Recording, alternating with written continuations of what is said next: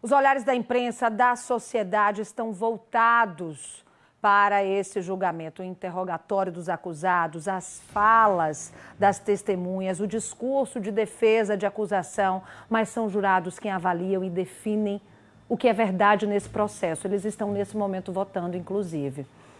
Eles não podem ter contato nesse período, gente, com o mundo exterior, ler jornal, ouvir rádio, acessar a internet, assistir a televisão, telefonar ou receber ligações durante o julgamento, nem nos intervalos. Como deve chegar a essa resposta, inocente ou culpado, absolvição ou condenação? Para falar sobre esse assunto, eu convidei aqui para participar comigo o advogado criminalista José Carlos Filho. Ele é especialista em tribunal do júri. Boa noite, doutor. Boa noite, Mariana. Boa noite a todos os telespectadores aqui da TV Atalaia e do Cidade Alerta que nos acompanham. Antes de começar a nossa entrevista, eu te convido para ir ao vivo, junto com a gente, até o Fórum Gumercindo Bessa, onde está, neste momento, o repórter Lucas Moura. Conta pra gente o que está acontecendo nesse momento, Lucas. Mariana, mais uma vez boa noite a você, boa noite também a todos que nos acompanham.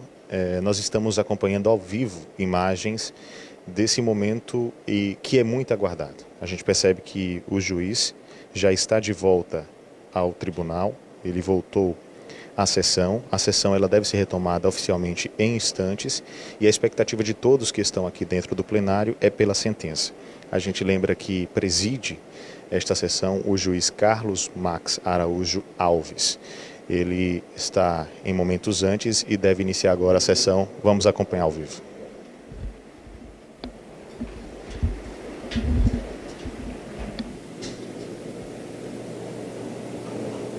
Primeiramente, querido senhor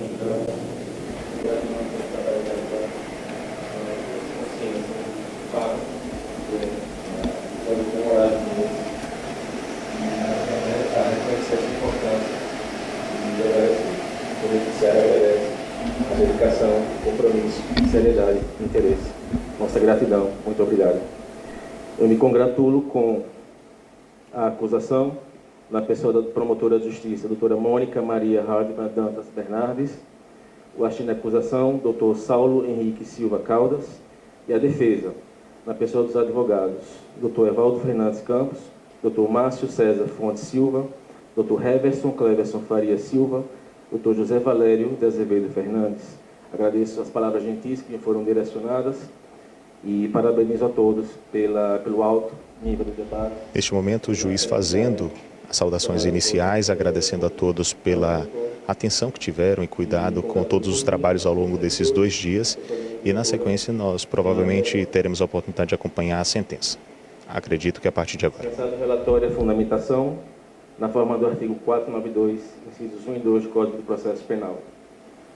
Submetidos os acusados a julgamento pelo Tribunal do Júri, os senhores jurados responderam os quesitos formulados no sentido de condenar o réu Augusto Carvalho Oliveira nas sanções previstas pelo artigo 121, caput, do Código Penal Brasileiro, bem como pelos artigos 304 e 305 do Código de Trânsito Brasileiro, mas absolver o réu Tiago Ângelo Santos da imputação do artigo 121, caput, do Código Penal Brasileiro, restando prejudicadas as demais imputações.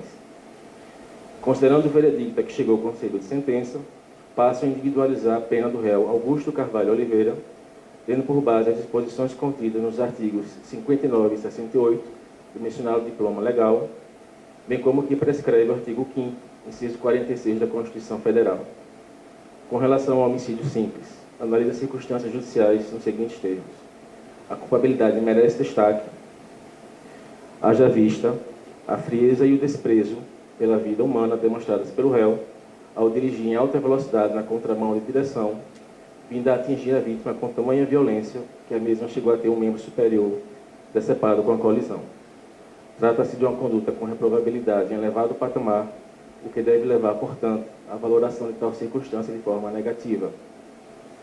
O réu apresenta bons antecedentes, dada a inexistência de condenação penal transitada em julgado em seu desfavor. A personalidade do réu não pode ser aferida pela falta de prova técnica hábil. Sobre a conduta social, poucos elementos foram colhidos, razão pela qual deixe de valorá-la. A motivação não desborda do tipo penal e tampouco as circunstâncias do crime.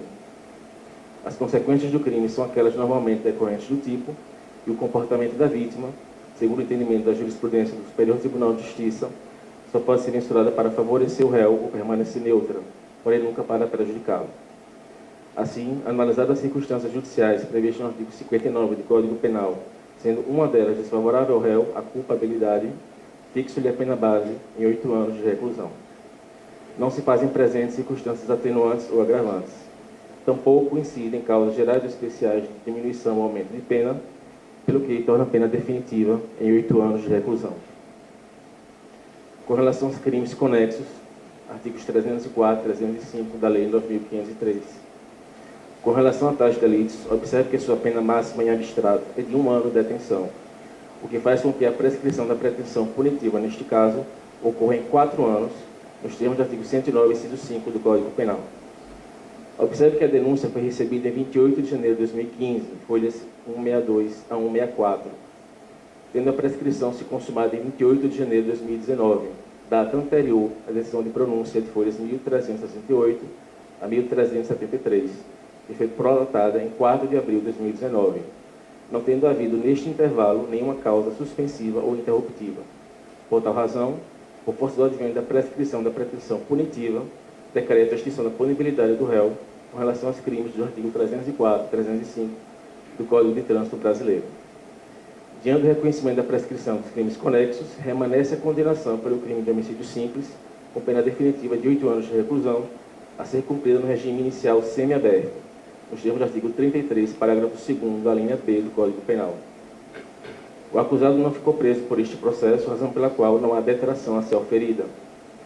Não há possibilidade de substituição da pena privativa de liberdade por restritivas de direito, uma vez que ausentes os requisitos previstos pelo artigo 44 do Código Penal. Igualmente impossibilitada a suspensão condicional da pena ante a ausência dos requisitos do artigo 77 do Código Penal. Concedo ao réu o direito de recorrer em liberdade, não vislumbrando a existência de fatos contemporâneos a esta decisão que justifiquem um decreto de prisão preventiva, nos termos do artigo 315, parágrafo 1º do Código de Processo Penal, na redação conferida pela Lei 13.964, de 2019. Condeno o sentenciado ao pagamento das custas processuais. Após o trânsito julgado, determino que se lance o nome do réu Augusto Carvalho Oliveira no livro do rol dos culpados, bem como que se expresse um mandado de prisão definitiva com relação a este réu, e após seu cumprimento, distribua a seguir a execução do sistema eletrônico de execução, remetendo ao juiz da 7ª Vara Criminal da Comarca de Aracaju. Depois esta sentença publicada, em plenário, intimadas as partes, declaro encerrada a sessão. Tenham todos uma boa noite. Encerrada, portanto, a sessão que traz a sentença, uma sentença que a gente observa que é de condenação. Nós temos, portanto, Mariana, a condenação do réu a 8 anos de reclusão, que devem ser cumpridos, pelo menos a princípio, pelo que o juiz diz, em regime semiaberto. Essa punição, pelo que disse o juiz, tentando aqui resumir, se dá única e exclusivamente pelo homicídio simples e que, na opinião do juiz, houve culpabilidade. Importante que se frise em relação aos crimes conexos, crimes que, segundo o juiz, estão relacionados ao Código de Trânsito, esses já teriam prescrevido, porque teriam excedido o prazo de 4 anos, portanto, para suas análises, por assim dizer. Essa é a sentença. A gente observa aqui dentro do plenário que ambas as famílias, dos réus e também as famílias, os amigos e familiares da vítima estão bastante emocionados. Daqui a pouco a gente pode voltar com mais informações e é importante que se frise também e que se diga aqui. O juiz proferiu e deixou claro que o réu terá o direito de recorrer da sentença ainda em liberdade, pelo menos essa é a expectativa, e foi condenado a uma sentença que poderá, e repito, deverá ser cumprida, pelo menos a princípio, em regime semiaberto. Mariana, eu volto com você aí no estúdio daqui a pouco, aqui com mais informações. Obrigada, viu, Lucas, pelas informações. Daqui a pouco a gente volta de repente com a família. Então, voltando aqui à nossa entrevista, eu estou com o José Carlos Filho, ele que é especialista em tribunal do júri. Ouvimos juntos, né, essa sentença. Qual avaliação você pode fazer disso? A sentença, no ponto de vista jurídico, para a defesa dos acusados, foi uma sentença boa. Por quê? Explico. Em relação ao réu Tiago, ele foi absolvido, então nós não temos o que discutir nisso ainda. Cabe lembrar que ainda cabe recurso por parte do Ministério Público. Caso o Ministério Público entenda indevida a sentença do Conselho das 7 pessoas que foram juradas, ele pode estar recorrendo desse processo. Só para quem não está nos assistindo entender, Tiago, gente, não é o que estava no carro que bateu na moto. O Tiago que ele está falando aqui para a gente, que foi absolvido, é o que estava no outro carro, que estaria disputando o pega com o Augusto Oliveira. Perfeito, Mariana. Em relação ao Augusto, nós vemos o quê? Que ele foi sentenciado a uma pena de 8 anos em regime de cumprimento de pena inicial semiaberto. O que significa isso para o público de casa? O regime semiaberto é o regime que faculta ao sentenciado fazer o quê? Ele tem a possibilidade, haja vista e dependendo da avaliação do juiz da execução, que é o juiz quem julga os presos já sentenciados, a possibilidade de trabalhar fora, trabalhar na rua e voltar ao presídio para pernoitar.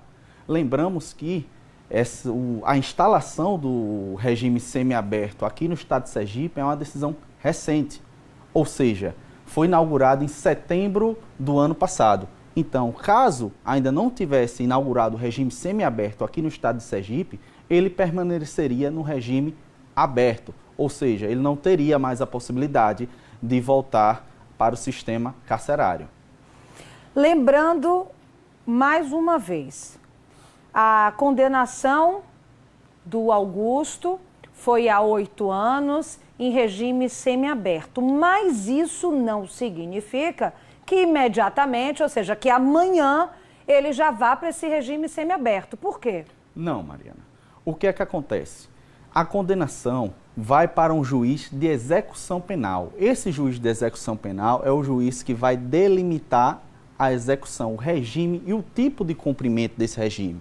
Só que o que acontece? O processo, cabe aqui lembrar a todos o público telespectador, que o processo ainda não transitou em julgado, ou seja, o processo ainda não acabou a sua chance recursal. Pode ser que a defesa, aí vai depender do posicionamento jurídico da defesa do Augusto, se manifeste no seguinte sentido: queira recorrer, nós acompanhamos aqui ao vivo que foi dado direito a ele de recorrer em liberdade, então pode ser que ele maneje um recurso a depender da sua técnica, do que ele ache que aconteceu algum erro de procedimento, ou até mesmo um erro na pena, que esse julgamento ainda se prolongue e que ele não, tão cedo, não comece a cumprir sua pena em regime semiaberto. Então, na prática, minha gente, cabe recurso, essa defesa do Augusto pode recorrer, como está sendo explicado aqui para a gente, ele não vai imediatamente cumprir esse regime semiaberto. Mas existiria essa possibilidade, de repente, se ele fosse condenado a mais anos, não é isso, de prisão? Isso, Mariana. Caso a pena dele tivesse sido uma pena superior, igual ou superior a 15 anos, recentemente, digo assim, em 2019 para cá, teve uma inovação jurídica, na verdade, o pacote anticrime, que determinou que, caso a pessoa seja condenada a mais de 15 anos, ela pode, no tribunal do júri notadamente, ela pode ter iniciado já o cumprimento da sua pena. Lembrando que é uma decisão ainda que não está concluída pelos tribunais superiores. A divergência depende muito mais do perfil do juízo que está aplicando naquele momento a pena. Vale lembrar aos telespectadores o caso da Boate Kiss, no qual o juiz determinou que fosse iniciada o cumprimento da sua pena naquele momento, mas o advogado de defesa já tinha impetrado um habeas corpus no tribunal lá do Rio Grande do Sul, o qual naquele momento impediu a imediata prisão. A gente vai voltar ao vivo, vou te interromper rapidinho, com o repórter Lucas Moura, que está com a mãe da Evelyn. Vamos saber agora como é que está o sentimento dos familiares da vítima. Lucas. Mariana, a dona Miriam já está aqui ao meu lado. A gente sabe que foram 2 dias muito intensos. Aliás, Foram anos muito intensos, mas que se tornaram ainda mais intensos e de muita expectativa nessas últimas 48 horas. Mas, dona Miriam, boa noite para a senhora. Seja bem-vinda ao Cidade Alerta Sergipe. E o que eu queria saber da senhora é, qual a sua avaliação sobre a sentença que foi anunciada há pouco e como a senhora está se sentindo diante disso tudo? Olha, o importante é que pelo menos foi considerado culpado, né? Mas diante do que eu perdi foi leve. Foi leve, tá entendendo? Mas pelo menos eu saí satisfeita com o resultado do culpado. A senhora acha que de alguma forma essa sentença alivia um pouco o coração de vocês, traz um pouco mais de paz? É difícil, porque a ausência, o vazio, isso nunca vai ser restituído. Mas para a sociedade e para impedir que novos crimes aconteçam dessa forma e que trate como se fosse uma coisa natural, uma coisa normal, né? Por se tornar tão rotineiro na sociedade, tantos acidentes, né? E crimes de trânsito acontecendo aí. Então, pelo menos isso foi favorável. No final das contas, o que a senhora diz aqui para todo mundo, eu acho que tem uma mensagem bastante forte, né? A justiça, talvez para a senhora, não tenha sido feita em sua totalidade, mas pelo menos esse caso de sua filha serviu para deixar uma grande mensagem, né? É, uma grande mensagem. Eu disse assim, não é em vão. É o tempo que a gente vem trabalhando nessa questão de sensibilização em relação ao trânsito, sabe? Que realmente a gente tinha que ser mais duras em relação a isso. Era muito flexível. Houve mudança por causa desse trabalhar nosso, justamente junto com as pessoas que perderam seus filhos, né? Então, pelo menos é uma resposta que a gente dá à sociedade, que a gente ainda pode acreditar na lei dos homens.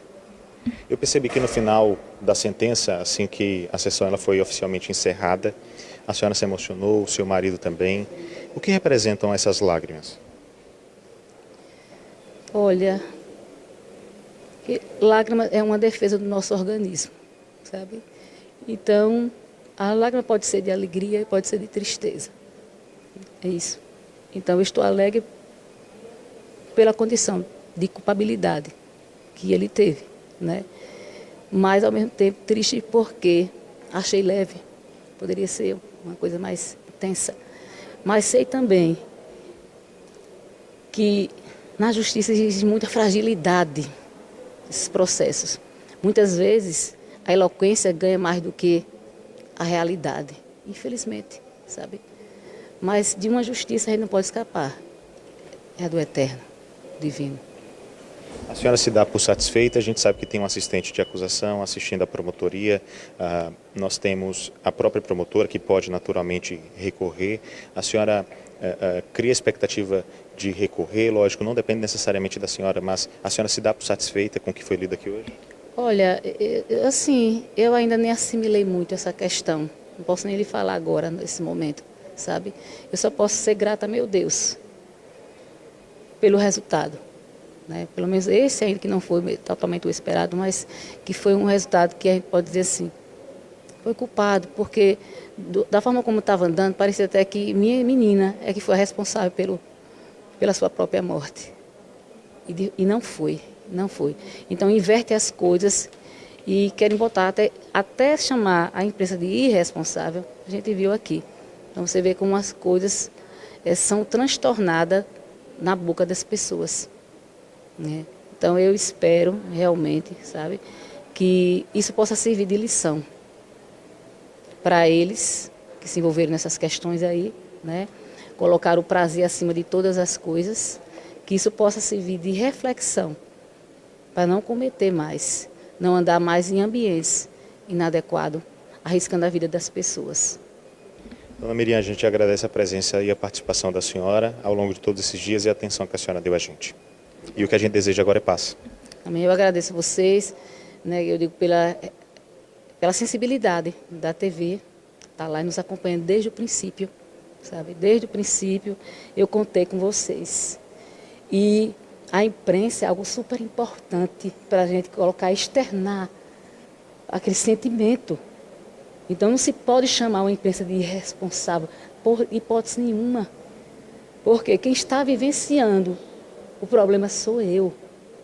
Então, a pessoa está aqui cumprindo o seu papel. O maior dos profissionalismos que eu já fiz. O da TV Atalaia. Dona Miriam, obrigado. Mariana, volto com você. Lucas, é a gente que agradece a possibilidade, depois você repassa para ela, a gente que agradece a possibilidade de dar voz à população. Muito obrigada pelas